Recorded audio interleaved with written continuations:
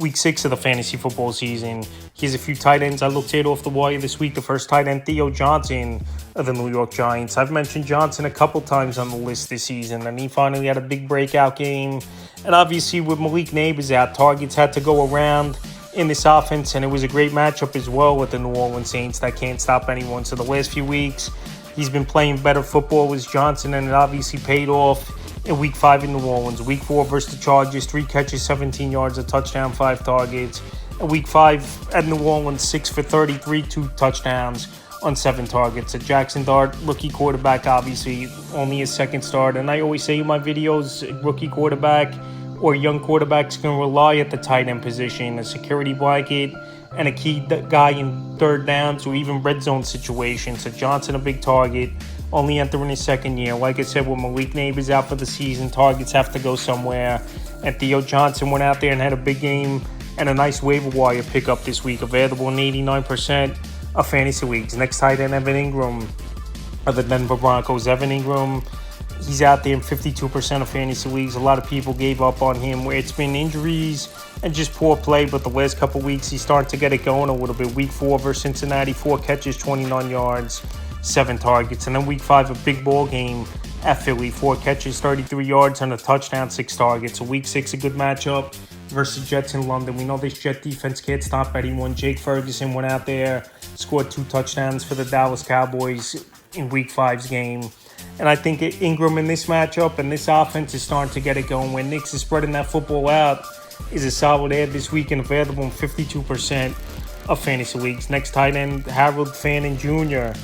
of the Cleveland Browns. So the first couple weeks, he was a nice pickup off the wire, was Fannin Jr. And then this offense totally did nothing from week 2 to week 4. Now with Dylan Gabriel in the starting lineup, Fannin, he had an early touchdown in that game in London. I know it was only 4 catches, 13 yards, found the end zone, 4 targets. But tight end, with guys banged up and underperforming, it's a position of need for some fantasy owners. And Harold Fannin, they like him a lot over there in Cleveland. They like the young nucleus with Gabriel, Junkins, Fannin, Isaiah Bond.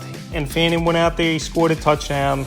On paper, a good matchup in week 6. Most likely they're going to be trailing early and often in Pittsburgh, but they do give up the 4th most fantasy points to tight ends on the season. And also as well, Njoku, definitely a prime candidate to be traded at the NFL trade deadline in the next few weeks, where he's a free agent after the season. And obviously this Brown team, 1-4, going nowhere. So Fannin and ad this week, available in 73% of fantasy leagues. Next tight end, Dalton Schultz of the Houston Texans. I know Dalton Schultz, he's going on bye, but weekly it seems like it's starting to get better. His stats is Dalton Schultz, and still C.J. Stroud looking for a number 2 option in the passing game for this Houston Texan team. So week 3, Jacksonville, 5 catches, 39 yards, 6 targets. Week 4 versus Tennessee, 5 catches, 30 yards. And week 5 at Baltimore, his best game of the season, 5 catches, 60 yards on 6 targets. So like I said, there's not really a number 2 option in this offense. I know Hutchinson had a big game in week 5 at Baltimore. Also, Christian Kirk, he had the best game in his Texan career in the 3 games he played this season. But still, obviously, the number 1 option, Nico Collins. And they're still looking for the consistent number 2 guy to step up. And I think it's been Schultz this season. So even with a bye week, definitely a tight end to keep in mind on the waiver wire this week. And he's available in 76% of fantasy league.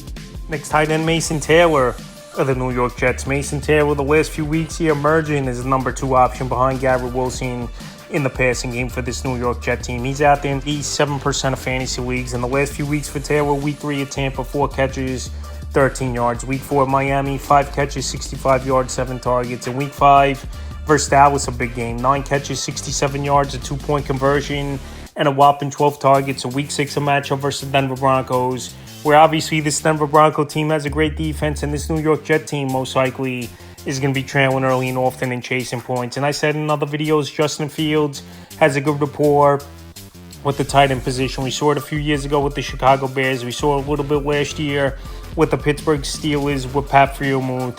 And now with this New York Jet team, besides Garrett Wilson, no one else has stepped up.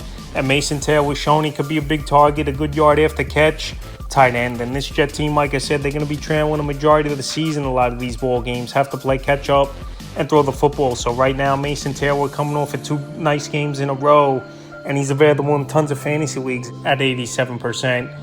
And definitely an ad this week. Next tight end, Jake Tongs of the San Francisco 49ers. Tongs, he's filled in very nicely for George Kittle over the last few weeks. I know Kittle, he might return in week 7 for this 49er team, but anytime a tight end goes out there, gets 11 targets and finds the end zone, definitely someone that will be on the list. Week 3 versus Arizona, 2 catches, 21 yards. Week 4 versus Jacksonville, 3 catches, 58 yards and a touchdown. And week 5 at the Rams, 7 catches, 41 yards, and found the end zone on 11 targets. Tong and Mac Jones, obviously they have rapport working with the second unit all at training camp and the preseason with the San Francisco 49er team. And Tong, even with Brock Purdy in their quarterback, had a couple good ball games. So the first 5 games of the year, after Kittle went out pretty early in week 1, Tong's 3 out of 5 games, double-digit fantasy points. So he's making plays. Like I said, I know in another week or 2 only, he's going to have fantasy value when Kittle returns to the lineup for this 49er team. But definitely someone worth mentioning. And he's out there in 96% of fantasy leagues. And the final tight end, A.J. Bonner of the Seattle Seahawks. A.J. Bonner, he's a guy mentioned on and off so far this season, and now he's a prime target in this offense for the Seattle Seahawks team, and he's already found the end zone 4 times as Bonner in the first 5 games, and coming off of last week's game versus Tampa Bay with 2 touchdowns. So Bonner, a big target. He can run routes, he can make plays, and a lot of people thought Elijah Arroyo obviously would have impact, is the rookie tight end, but it's been A.J. Bonner. Week 3 versus New Orleans, a catch, 23 yards. Week 4 at Arizona, 3 catches, 32 yards, a touchdown. And Week 5 versus Tampa Bay, the big game, 7 catches, 53 yards, 2 touchdowns, 7 targets. So him and Sam Darnold are locked in. We know Darnold is a quarterback that likes throwing to the tight end position. We saw last season with T.J. Hawkinson. In Week 6, it's a good matchup coming up with the Jacksonville Jaguars. So Bonner out there in tons of fantasy leagues right now in 98%. And like I said, Bonner is going to be a hot pickup, and he looks like the guy over there in the tight end room for the Seattle Seahawks team. So definitely an ad this week. So that's a few tight ends I looked at off the wire for week 6 of the fantasy football season.